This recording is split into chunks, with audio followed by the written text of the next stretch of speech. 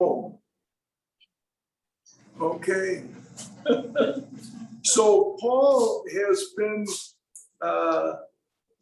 determined really by Herod Agrippa and the Roman procurator or governor Festus to really be guilty of no crime worthy of punishment. And yet his appeal to Rome must be heard.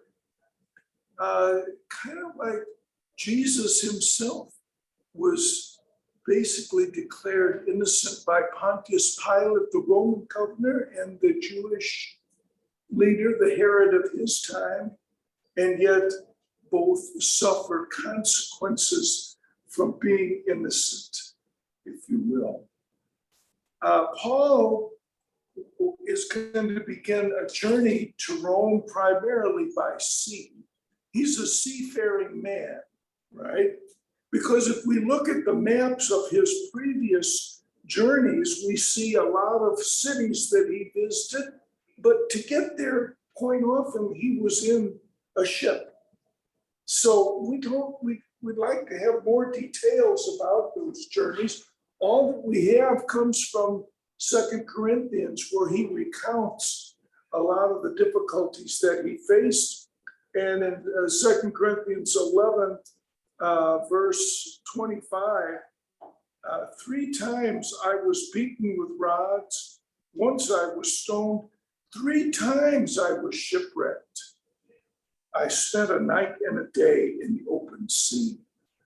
It'd be interesting to learn about those.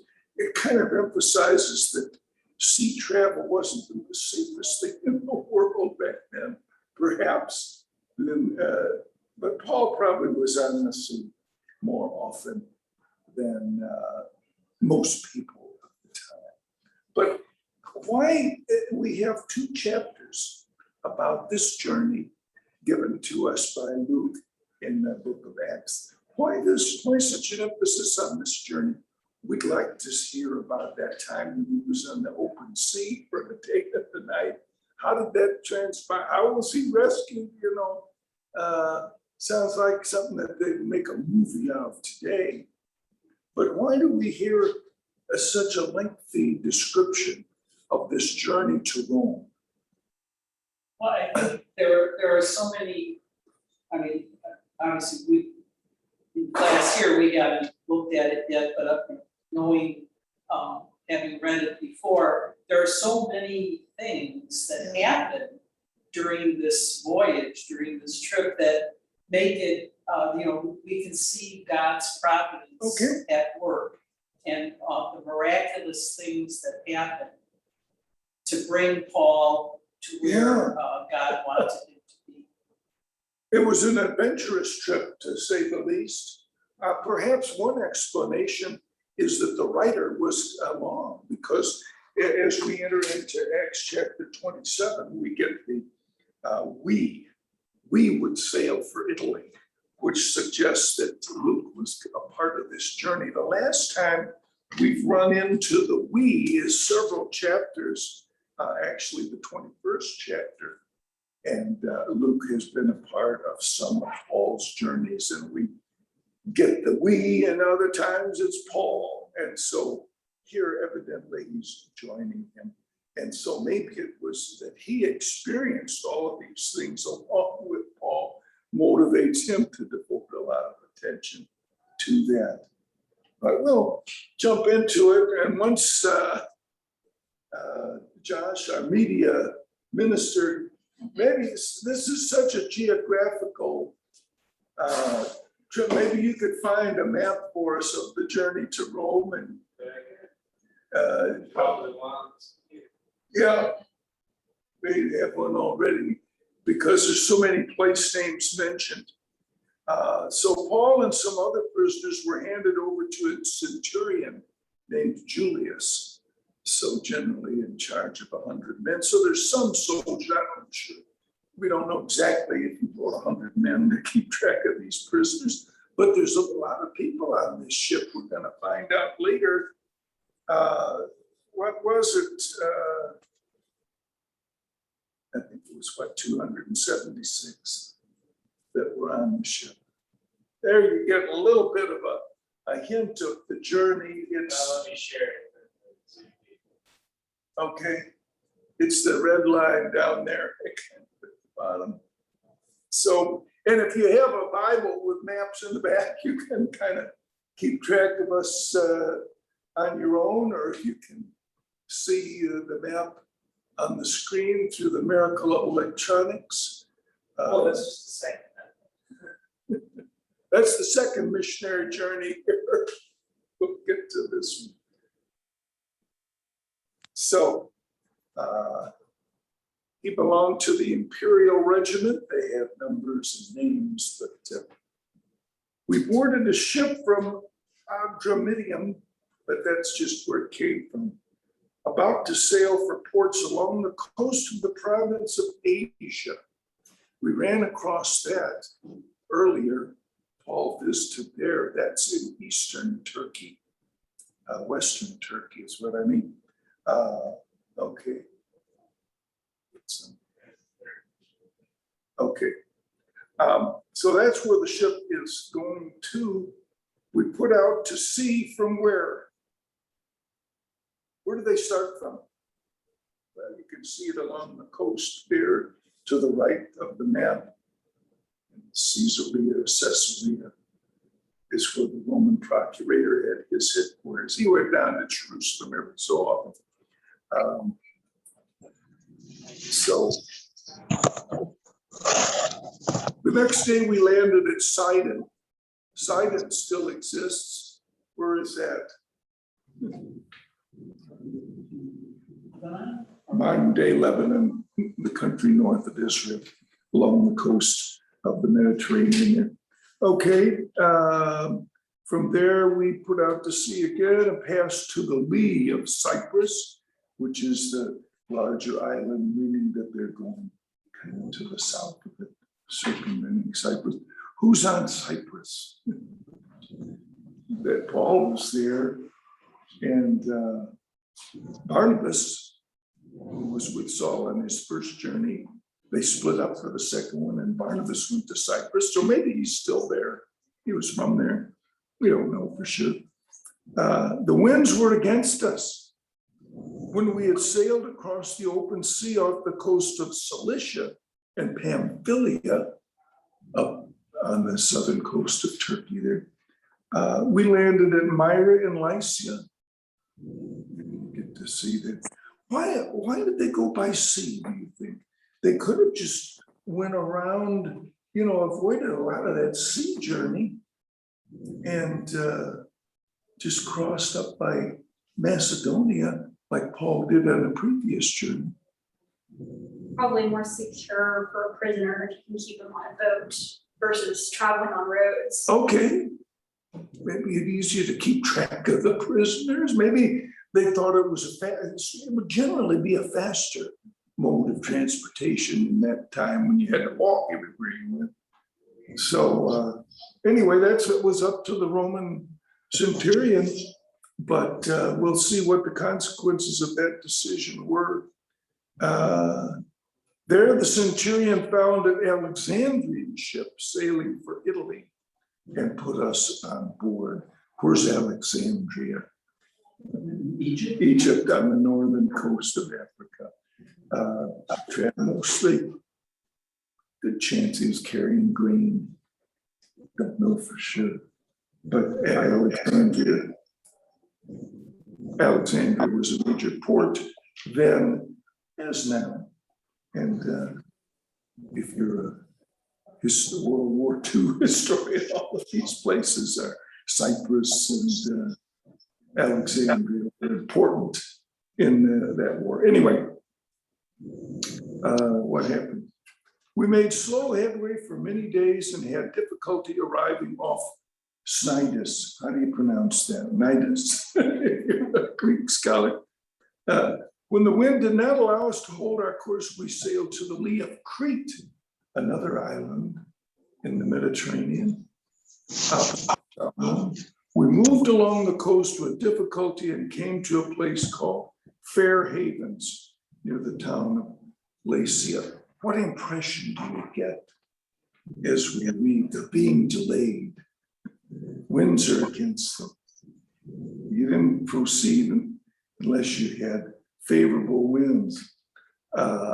And they had remarkable abilities to tack and could proceed with wind at various angles except directly against you, or if in dead calm, you couldn't get very far. But I don't even know if they had much movable rigging. yeah, There was still a problem yeah, 1,000 years yeah, later. yeah. Amazingly, because the movable rigging is not that sophisticated compared to a lot of stuff that had been invented. Yeah. At this point, but I think the other thing they could have done was used a slave galley to hold them there. Well, They- it could get some people to roll. Yeah. Anyway, much time had been lost. Sailing had already become dangerous because by now it was after the fast. What fast? In this version, it says the Day of Atonement, it's Yeah. after the Day of Atonement, so that would be, what, Yom Kippur, what's the other? Yeah, Is that- is that Yom Day of Kippur. Atonement? Which is normally in, fall. Yeah, getting close to the fall of your weathers. To be a factor. So Paul warned them. And it's interesting how he kind of takes the lead here. He said, the natural spokesman in a sense, men, I can see that our voyage is going to be disastrous and bring great loss to ship and cargo and to our own lives also. But the centurion, instead of listening to what Paul said, followed the advice of the pilot and of the owner of the ship, since the harbor was unsuitable to winter in. And so they're along the southern coast of Crete there. The majority decided that we should sail on, hoping to reach Phoenix and winter there. That's on the west part of Cyprus. This was a harbor in Crete facing both southward and northwest. And it was more likely to protect them from waves and bad weather. So we already get the impression this is a long journey and it's going to take a break for the winter, resume in the spring. So it's not exactly like the journeys that we're familiar with, where you just keep going. It took weeks, months. When a gentle south wind began to blow, they thought they had obtained what they wanted. So they weighed anchor and sailed along the shore of Crete. Before very long, a wind of hurricane force called the northeaster, or in the old version, what, Euroclimate, I think it was, if you go back to the King James, swept down from the island. The ship was caught by the storm and could not head into the wind, so we gave way to it and were driven along. And they didn't really know where they were headed, but us, as we look at the map, we can see that red line there. It was quite a journey. So,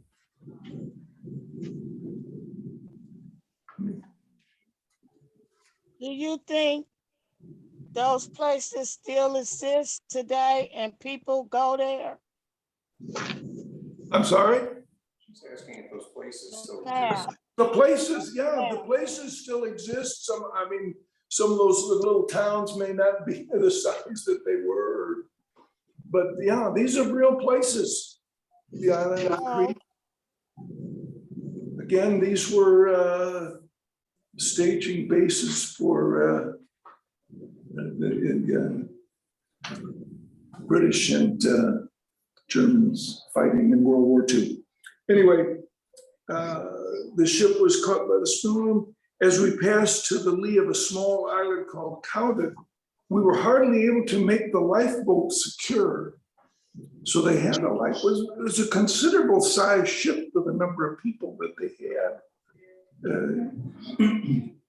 When the men had hoisted it aboard, they passed ropes under the ship itself to hold it together. Kind of a, you probably don't hear about that today, but a ship is made out of wood and it's likely to break apart.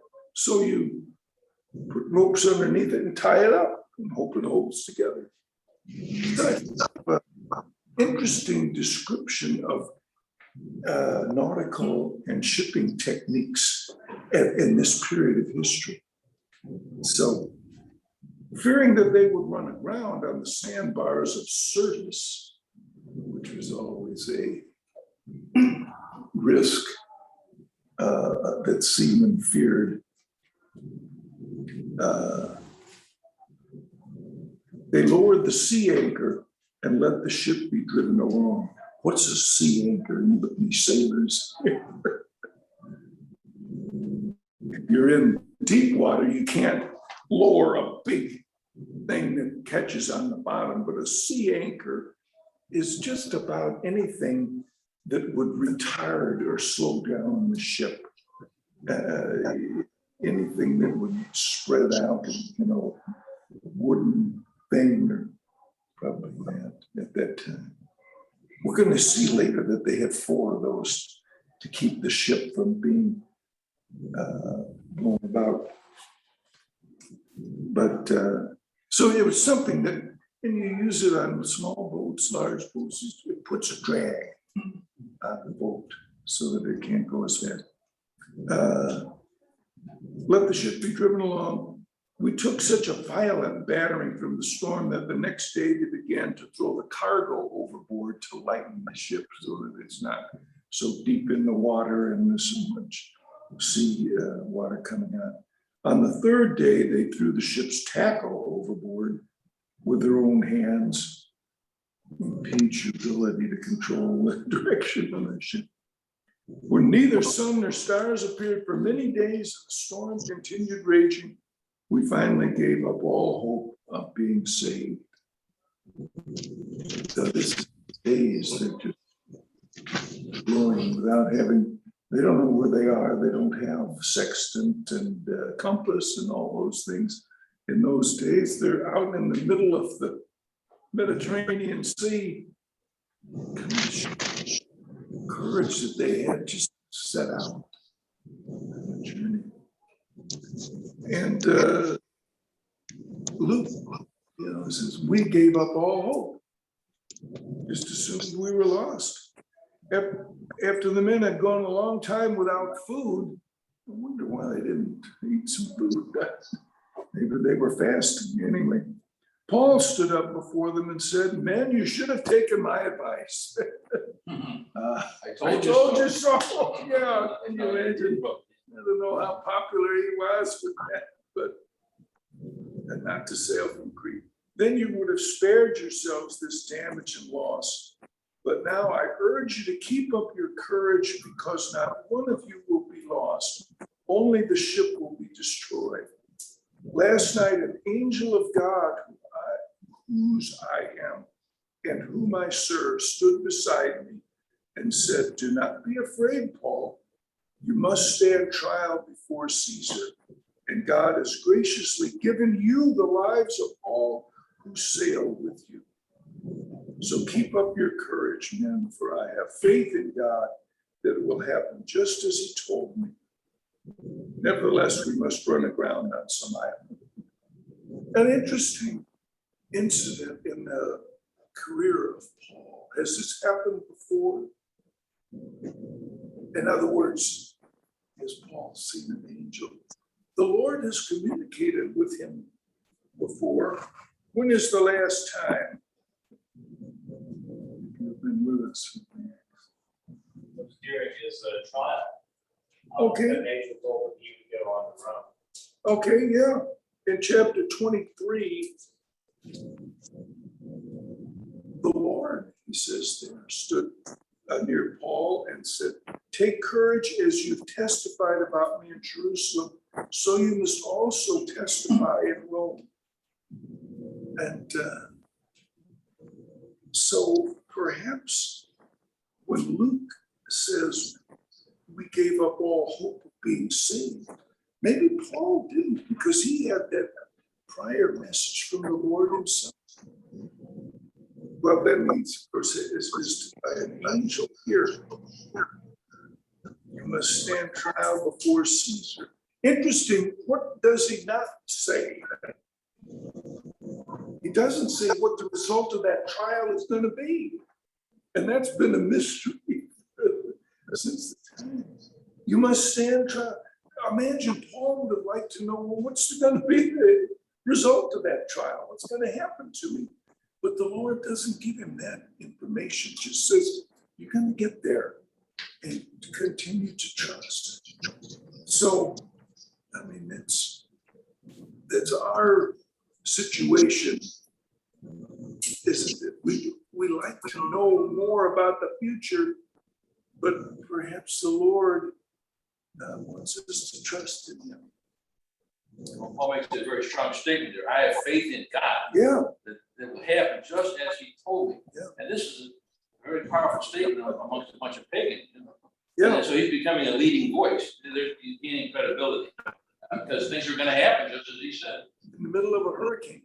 To say that. That's typical of Paul. He's been at death's door many times, and he always pulls through, pulls out, with the Lord's help, and continues on and inspires people.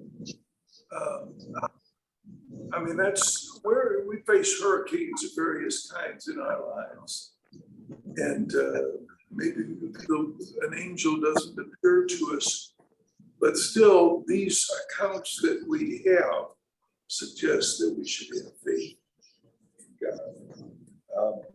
Nevertheless, we must run aground on some island. That's, sounds not, but it's not the safest thing in the world, because when ships run aground, they're buffeted by the waves and tend to break apart. Ships, like even modern ships, you run aground. So on the 14th night, which gives us some idea how long this trial has lasted, can you imagine that? 2 weeks, just floating around. We're still being driven across the Adriatic Sea. And about midnight, the sailors sensed they were approaching land. How would they? Since sailors are pretty, they can smell it. And you see birds, you see different, of course it's midnight. You're not going to see too much. But you can smell land if you're asleep, and I understand. They took sounding. That's another way to find out how deep is the water. And found the water was 120 feet deep. A short time later, they took soundings again and found it was 90 feet deep. So, fearing that we would be dashed against the rocks, they dropped 4 anchors from the stern to slow them down and prayed for daylight. Now, the depth is such that they can hope to maybe catch something in the ground. In an attempt to escape from the ship, the sailors let the light down in the sea, pretending they were going to lower some anchors from the bow. And they would have abandoned the Roman soldiers and the prisoners to save themselves. Paul said to the centurion and the soldiers, unless these men stay with the ship, you cannot be saved. So the soldiers cut the ropes that held the lifeboat and let it fall away. That's kind of evidences some trust in what Paul says, because the lifeboat is, after all, the lifeboat, and to cut it away means that he's going to put his trust in what Paul has said. Paul could have been selfish here too. He didn't have to go to all this trouble. Well, But if he was concerned about the people, yeah, it shows he's compassionate too. He's kind of legalistic sometimes, but he's very compassionate too. And it fostered leadership here in the storm, in the crisis. yeah, somehow he's He come does to the care. fore He just shows he cares. as a man of faith, and people listen to him.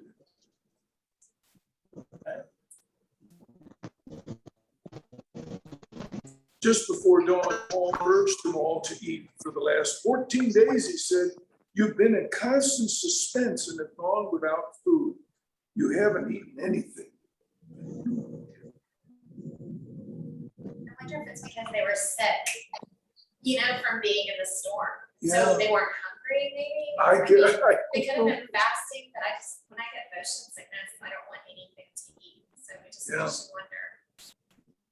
Very well, because Paul says, not only do you lose a single hair from his head, maybe they were rationing, thinking that, the ship was gonna wreck. Well, the ship does wreck, but, maybe they were, concerned about that. And so they were, choosing not to eat. that's a long time to go without food. But, That would take people's hope right there away, yeah, You don't have food, your hope level starts dropping real quick. Any of us, we're just eating 3 meals a day, And they're not eating for days, weeks. after he said this, he took bread and gave thanks to God in front of them all. Then he broke it and began to eat. So there's the breaking of bread. They were all encouraged and ate some food themselves. Altogether, there were 276 of us on board. Pretty good sized ship thing, that number of men and, Oh, you How know, many get people? cargo. What's that? how many people? 276. If we don't know how long it took them to get there, right? Well, Well, they've they- been floating around for 14 days in this hurricane. So it's been imagine they were reviewed their lives during that time. Started. When daylight came, they did not recognize the land, but they saw a bay with a sandy beach where they decided to run the ship aground if they could. Couldn't steer it. The sails are probably broken. Try to aim it. Cutting loose the anchors, they left them in the sea and at the same time untied the ropes that held the rudders. Then they hoisted the foresail, so I guess they still had some ways to move. Made for the beach, but the ship struck a sandbar. Sometimes you encounter those away from the shore. Even in Lake Michigan, there's small sandbars away from the shore. If you care to take a swim in Lake Michigan, you can do that. It's a little bit cool still, but sometimes in August it warms up to about in the high 60s or 70s. No, I've swum in Lake Michigan. Anybody else that swum in Lake Michigan? No. Please put your toes If you want to cool off on a hot August day, it's a good thing. And you Or on a know, cold September day or a Yeah. cold October day. sometimes it's warmer than the air in September. Anyway, there's a little sandbar out there. Anyway. But the ship struck the sandbar, the bow struck fast and would not move, and the stern was broken to pieces by the pounding of the surf. That's what happens when the ship runs around. The waves continue to pound it and tear it apart. The soldiers planned to kill the prisoners to prevent any of them from swimming away and escaping. But the centurion wanted to spare Paul's life and kept them from carrying out their plan. The Lord's will. He ordered those who could swim to jump overboard first and get to land. The rest were to get there on planks or on pieces of the ship. In this way, everyone reached land in safety. Wow. That's a miracle that those people are safe. None of them fell overboard and got drowned. And none of them drowned getting to land. So Like Paul said, Paul said it, and the Lord, we're gonna have shipwreck and we're gonna get out of there. interesting though, how did he say it? The God has graciously given you the lives of all who sail with you. An interesting way to put it. He's given you the lives. Has God given you any lives? And, you know, people, maybe he's given you the lives. Sometimes we think, like our families, the Lord has given lives of people that we cherish and we try to protect and help, save in different ways. Maybe he's given you some other lives that you've influenced over the years, other relatives. Sometimes we take family relatives for granted.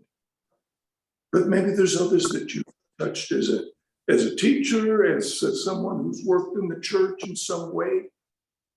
Maybe he's given you lives that you've helped.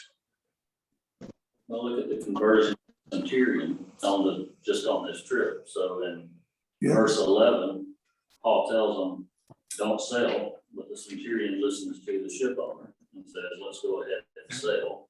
They go through all of this, and then Paul says, no one can get off the ship. So the centurion cuts the ropes. So he believes Paul. Yeah, he puts his faith in Paul. And then you get the soldiers that are wanting to kill the prisoners, and the centurion says, no, we're gonna save Paul. So from verse 11 to verse 27, 28 to verse whatever that is, 43, you can see what's happened to that centurion's mindset and who he has faith in at this point in time. And you don't know what conversations Paul might have had as they were journeying or whatever, but he certainly believes what Paul is saying and who Paul believes in at this point, based on his actions. And he's getting more credibility than the owner of the ship and the captain. Yeah.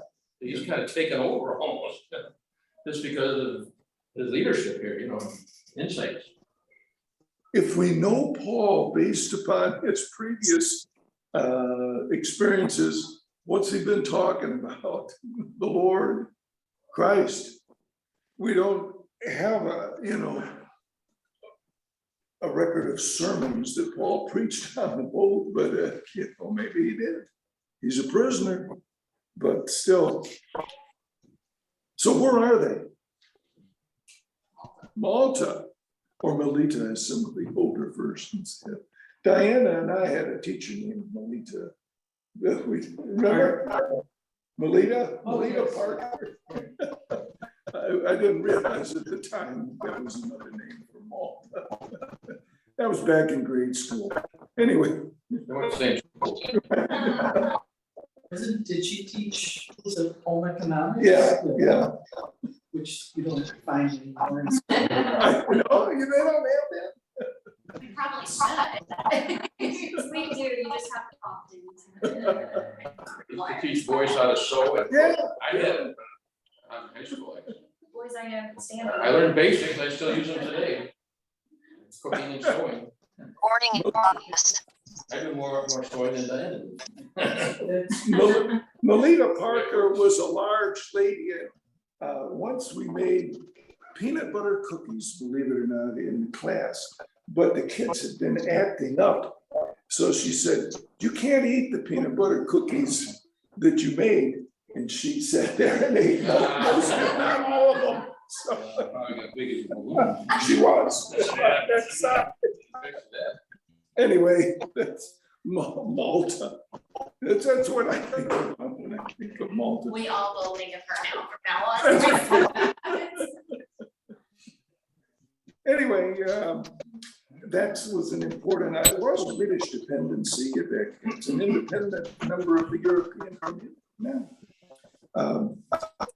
So it's a good size. Still there today.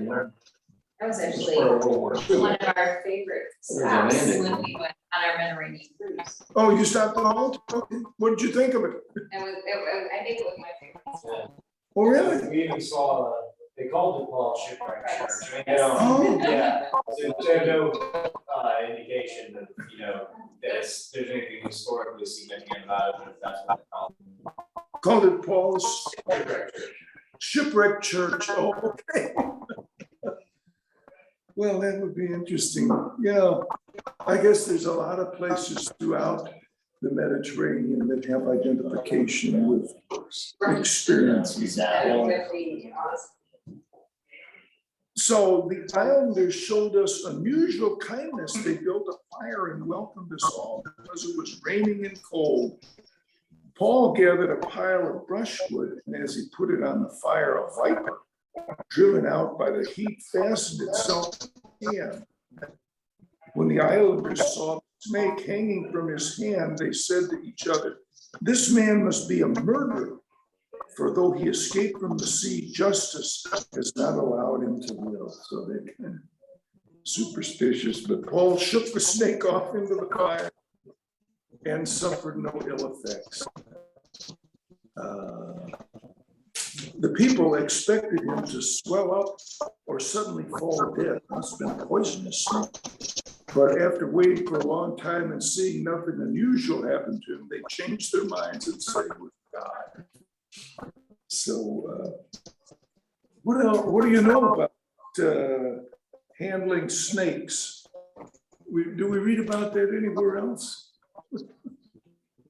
People still do it today. Yeah, the snake Never handler. forget, we were in New York, there was a snake handler right outside of Wall Street. Okay. Remember? Did you get? They were like a python, this huge, about 12 feet long snake crawling all over this lady. They're just showing them off, but. Did you get close? No. Get in They there? kept their distance, but she sure had a crowd around her. Tell you, watching her. What goes on? What? At least those aren't poisonous. Yeah. Here's the end. Pythons are constrictors, aren't they? Yeah. At the end of the gospel, according to Mark, in the older version said, verse 17 of Mark chapter 16. A lot of the modern versions omit this particular passage, think that it may have been added later. But it says, "These signs will accompany those who believe. In my name, they will drive out demons. They will speak in new tongues. They will pick up snakes with their hands. And when they drink deadly poison, it will not hurt them at all. They will place their hands on sick people and they will get well." So maybe that, if depending upon your version, that's probably maybe in a footnote or in italics or something. But that's the other reference to handling snake. But there are traditions of snake handling as part of the Christian religion, believe it or not, in some parts of the country. A little less today than there was decades ago. But Unfortunately, some people in our modern area have tried it, yeah, got bit and that's died. right. Heard that much That's about it. They still think that this can go on. A Christian can somehow handle a poisonous snake and not get hurt, because Paul happened to Paul. Yeah. It's a very ignorant, It's rash. tempt the Lord thy God, but anyway, it did what increased Paul's reputation and credibility, I guess we might say there. There was an estate nearby that belonged to Publius, the chief official of the island. He welcomed us to his home and for 3 days entertained us hospitably. Good. His father was sick in bed, suffering from fever and dysentery. Paul went in to see him and after prayer placed his hands on him and healed him.